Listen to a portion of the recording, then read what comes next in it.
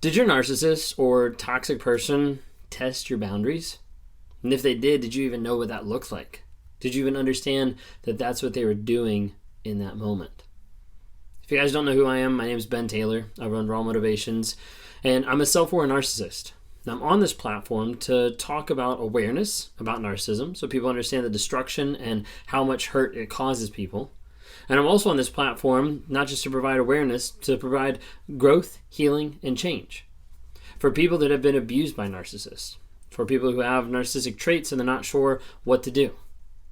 And I talk to two different types of people. I talk to the abuse survivors, and I sit down with them and we kind of walk through a lot of different things that are stuck a lot of times in a trauma bond, in the aspect that they're with the person, or once they get out, they're out of the relationship, and they're like, I know that I shouldn't be with this person. I know this person is toxic for me. I know it's a bad place for me to be. It's not healthy for me to be there, but I just want them. I want to pick up the phone. I want to talk to them. I want to interact with them. I just want to see them. I just want to know why, and all these different questions pop up. So I work with them to try to work through all their feelings, all their emotions, and the stories that they're telling themselves, and help them find clarity and growth. I also work at times with narcissists. I don't talk to them that many times, and I don't talk to them that much because a lot of times they don't keep coming back. But when I talk to them, I try to tell them, hey, nothing's going to change unless you change. And that's, you got to stop lying. You got to start being honest about everything that's going on. And you got to get any therapy. And I try to work with those people. Like I said, they don't always come back. Sometimes I also talk to couples, ones that are struggling in this area, and they're not sure, is my partner narcissistic? Can we get help? Can we work through this? Sometimes I try to talk to them as well. Anyways, the reason why you're here is for the video, which I'm getting to. The idea of, did your narcissist or your toxic person test your boundaries? And if so, how'd you even know? If you haven't been following this month, the book of the month is Psychopath Free. That's the book that I've been reading this month and been getting a lot of good information from it and a lot of eye-opening thoughts. And so it has, on one chapter here, it has a section called Testing the Waters. And I want to interact with you a little bit about this, okay? Testing the waters. It says, once they have you programmed, psychopaths will begin experimenting with their newfound control to see how far they can push you. A useful victim will not talk back, and they certainly won't defend themselves if the situation calls for it. If the idealization phase worked as planned, you should be more invested in maintaining the passion than standing up for yourself. During this period, you'll see tiny glimpses of the psychopath's darker side. They may teasingly call you a whore in the bedroom to see how you react. If you're married to someone else, they might casually joke about your spouse's ignorance about the whole situation. They'll begin making subtle digs about your intelligence, abilities, and dreams. These are all tests, and unfortunately, if you're reading this book, it means you passed them. If you react in a negative way, the psychopath will assure you that they're obviously joking. As they test the waters, you'll begin to feel more and more oversensitive. You've always considered yourself to be an exceptionally easygoing person, but now you're questioning that. You stop mentioning your concerns, optimistically hoping to keep things perfect. They use these subtle digs in combination with flattery, ensuring that the addictive brain chemicals continue to fire even when you're feeling upset. This trick slowly trains your brain and mind to ignore your intuition, in favor of the high you feel when we're with them. If you look back at the early stages of your relationship, you will likely remember small warning signs that you tried to ignore, signs that just didn't fit in with the whole nice person act.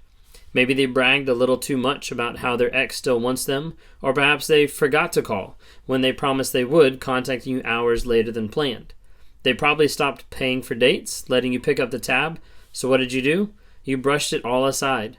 You forgave them quickly and moved forward because you were determined to be different, the partner who could keep them happy and absorb anything, no matter the cost.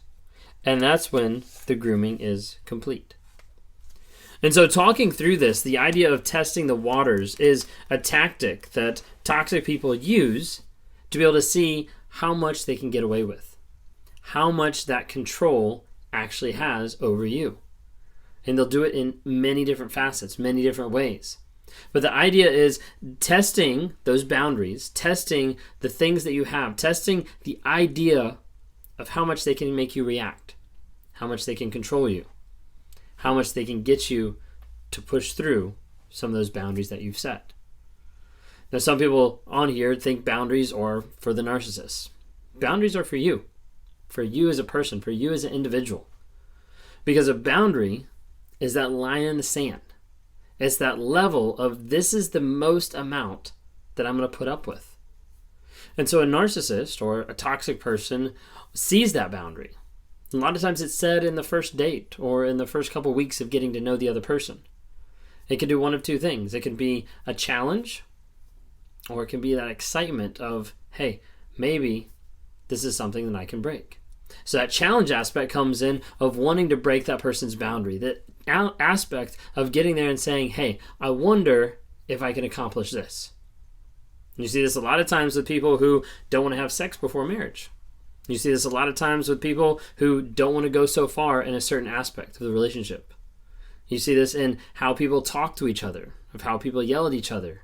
Many different things that people are like, this is a boundary. Like, I want my person to be like this. I want my person to be like this. I want them to act like this.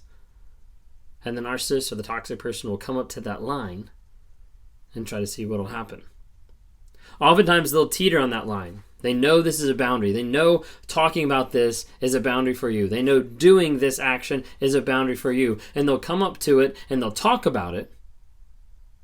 And then when you say something or if you react a certain way, they'll be like, oh, I'm just joking. Like, it's just a joke. Like, you're way too sensitive about this. And they'll start playing it off that you're way too sensitive about everything going on. And you'll slowly start to believe it. And you'll start to think, maybe I am.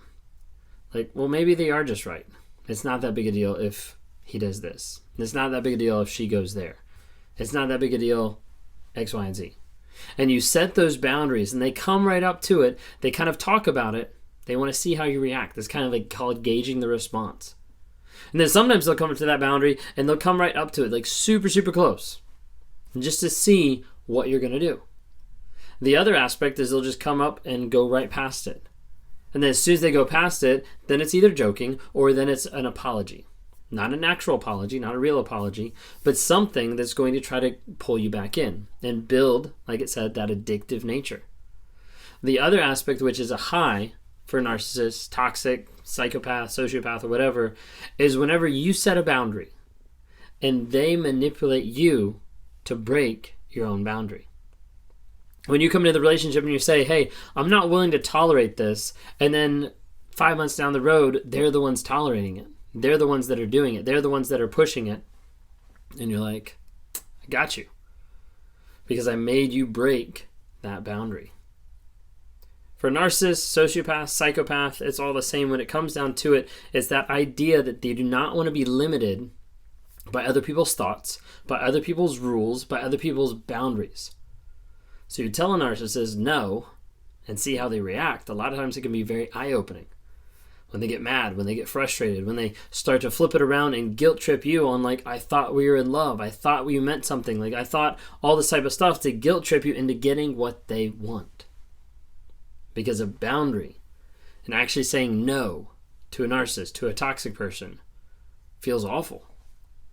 Because of the fact that they haven't been able to process their emotions, they're not sure what to do with that guilt or that shame or that rejection. And then they're not used to someone actually controlling them to say, hey, this isn't what you're going to do. They're not used to having someone tell them no. And as a result, they will scream, they will rage, they'll give you the silent treatment, they'll walk out of the room, they'll break stuff, whatever it might be, because they're not getting their way. And yes, it does look a lot of times like a big toddler. Like someone who's not getting their way, who's not being able to play with their toys, anything like that, because of the fact that they want to be in control. And they're going to strive for that control. They're going to try to engage with that control in all aspects, including you. So today, as you're looking at your relationship, is there aspects that the person that you're with is pushing your boundaries? Is putting you in an uncomfortable spot? Relationally, emotionally, physically, sexually, whatever it might be. Are they pushing your boundaries? Are you able to say no? And how do they respond? If they're not able to respond with some level of maturity, some level of love or empathy for that boundary, respect for what you set, you could be dealing with someone that's dealing with a lot of other demons in their lives. So as you go through your day, try to keep an eye out. Beware of people that want to break your boundaries. Do everything you can to hold those boundaries tight, because those boundaries not only keep you safe, but they keep you focused on the direction you're supposed to go.